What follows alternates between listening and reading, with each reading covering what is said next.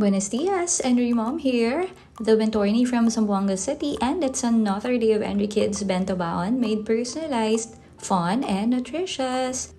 For the longest time, Paula has been asking me to make a Chikawa bento for her. Pero sabi ko kasi wala pa siyang pasok, so gagawan ko siya ng Chikawa bento kung may school na siya. Pero kasi holiday kahapon, kaya napag-isipan kong gawa na siya ng Chikawa bento para may time akong i-practice din itong technique sa pag-nonori art.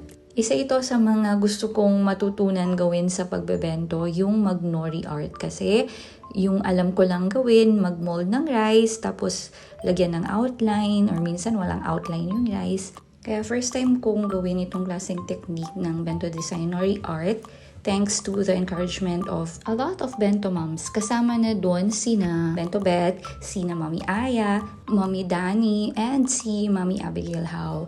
And there are a lot of bento moms who are also using the same technique. Tapos, since excited na excited si Paula para sa Chikawa bento niya, ayun, always siyang nakatingin sa ginagawa ko. Oh, does it look like Chikawa? Does it? It does? Not to me because it does. It's not even small like up to here. It's small lang gani. It's not up to here. Up to here lang? Yeah. Ayun, at hindi niya nagustuhan yung una kong gawa. Matangkad daw si Chikawa, dapat maliit lang daw yung katawan. So ayun, tinanggal ko, inulit ko, inayos ko. Ay, tama nga naman si Paula. Kahit inayos ko, hindi pa rin siya tugma talaga sa itsura ni Chikawa. Pero nagustuhan naman na ni Paula. Kahawig na daw. Tapos naubos din niya yung calamares na nilagay ko dyan na ulam kasabay sa rice.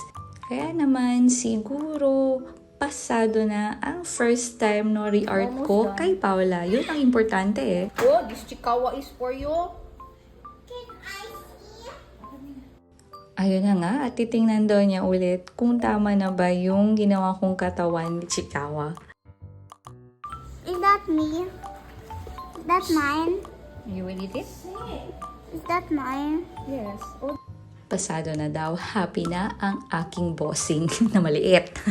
Yun lang. So ano ba yung takeaway dito? For me, as a bento mom or as a mom in general, we should never be scared to try new things, to discover our skills if it's what makes us better as a person and as a mom. O, diba? Charot, love and remom.